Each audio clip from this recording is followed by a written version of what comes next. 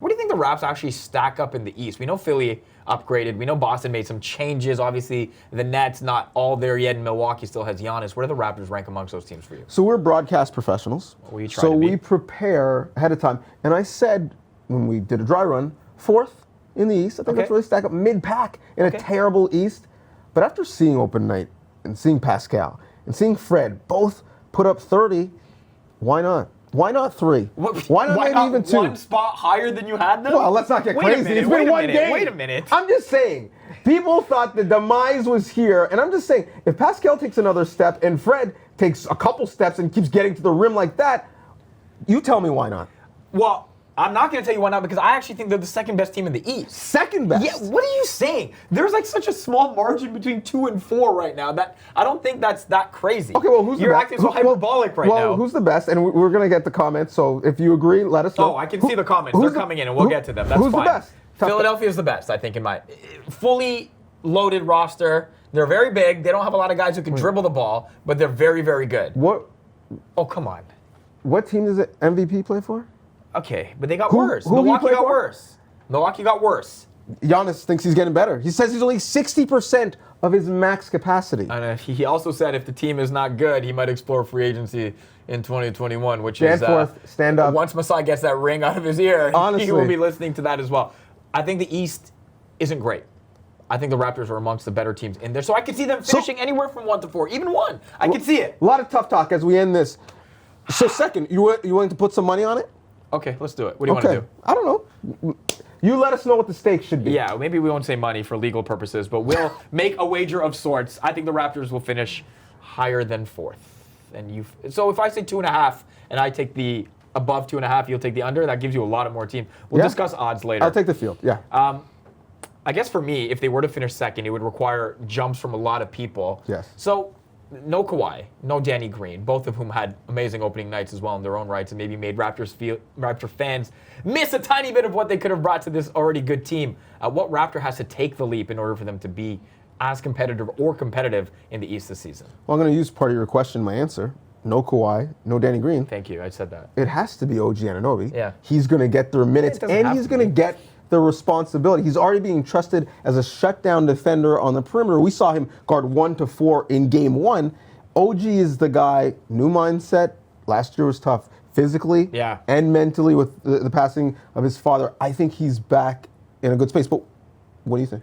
See, OG seemed obvious, and that's fine. But I think for the Raptors to take obvious because he's right. No. I'm not saying that in a bad way. Like everyone is hoping, right? He was the steal of the draft with the ACL injury, fell, produced really well in year 1, had a really tough year 2, like you said. I'm not saying that in a demeaning way, although mostly I am when I speak to you about this stuff. But true.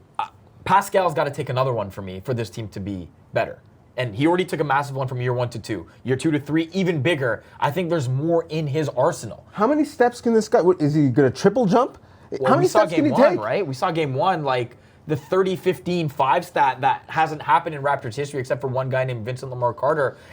I'm not saying he's producing like that every night, but my God, it gave you a glimpse of what he could be as a number 1 scorer against a Pelicans team that's supposed to be decent defensively despite not having Zion. Well, that's a big despite. Of course. That's a big despite because Zion would be guarding him for long stretches. I said it. I prefaced, man. I think that's too much, even though he got his money early, which is another conversation. Should he have? Even though he got his money early, I think that's a lot to put on his shoulders to be MIP and then take another big step. Feels like he wants to embrace that as well. If I had to ask you, if Pascal is their number 1 scorer, who do you think is their duo? Who's the duo tandem? Is it Kyle? It has to be Kyle out of respect, right? I think I don't want you to think too long about this because we're going to get into this. It's got to be Kyle. All right, cool.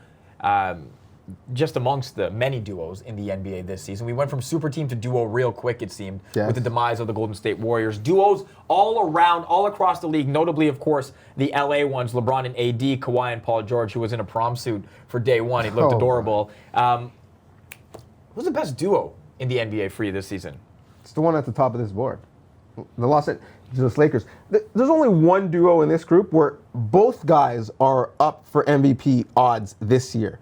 That top-end talent of Anthony Davis, LeBron James, by the end of their careers, we could be talking about them being both top 5 dead or alive. So for me, it's the Lakers. They're not the best team, but they certainly have the best duo. Well, of that board, only 2 players were duos that have won MVPs, Russell Westbrook and James Harden. I think the word best, I'm going to ignore the question that I asked for a second and say the most intriguing duo is the Harden-Westbrook one. Because how the hell is it going to work, man? How the hell is it going to work? Because Harden wants to take 35 shots a game. Russell Westbrook wants to take 35 shots a game and also have the ball in his hand for a lot of the game as well. And I know there have been instances where he's played off the ball and it's been okay, but we saw what happened with Chris Paul. He became like, well, he's in OKC. That's all I need to tell you right now, right? It didn't really work between those two. Is there any reason to believe it could work between these two? No, because you said they were MVPs. That is past tense. Yeah, I know they're past tense. Russell Westbrook is not that player anymore, and he certainly won't be standing in the corner watching James Harden dribble. I do think, however, if they do find a way to put it together, if there's a sacrifice of sorts from one or both of these players, and I think it needs to be both, that's a scary tandem, man. That's two really, really good scorers in different ways. Harden gives you the perimeter. Harden gives you the shots. Harden can take it to the rim. Russell is very efficient closer to the basket than he is away from it. There's a good yin and yang element of that team there. Is there, though? Like I think there is. Sacrifice. Are they just going to learn to defend all of a sudden at the end of their careers? Is Russell Westbrook going to learn to move off the ball? They can score more than a lot of other players. I don't think it's about sacrifice. It's about the way they're built, and that's why they don't work together. But we shall see. All right. So obviously excitement all around the league because of all the duo tandems. And throughout this season, we will talk more in depthly, I imagine, about other teams. Again, first episode of the chat room, which you can see every Wednesday, 7 p.m. Eastern, youtube.com/Sportsnet. We want your comments, so please send us them. We see them. We will get to them. What are you excited about this season? As we go macro again to wrap up our headline section here, what are you excited about? I'm not just going to go macro. I'm going to go antithetical. Yeah. Spell it, tough guys. That's right, you can't. Antitheici.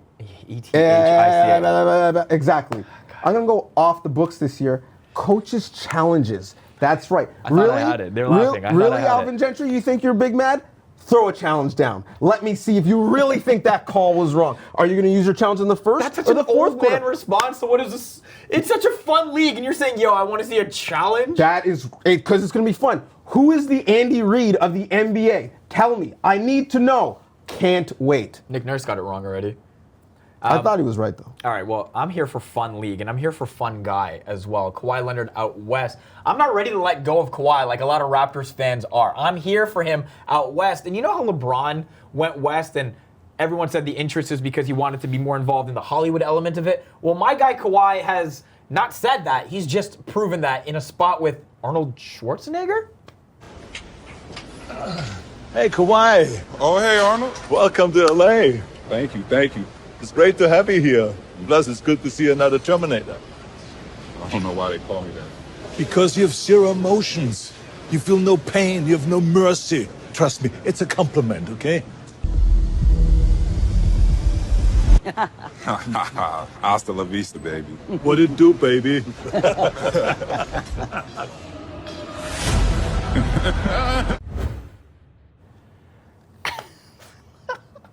No, you didn't like it? It's way too long. Okay, it's way too long. They couldn't get that many words out of Kawhi. If you get that many words out of Kawhi Leonard, you make your spot as long as you can. That's all I'm saying. That's all I'm saying. Did you see his pregame intro speech ahead of game one? It was 15 seconds long, and it started like this because I'm here for meme Kawhi as well, and we saw the evolution of Kawhi as a personable human being in Toronto when the perception was he was super quiet. This is how he started his pregame speech in LA, and I'm here for him speaking ahead of every game for the Clippers.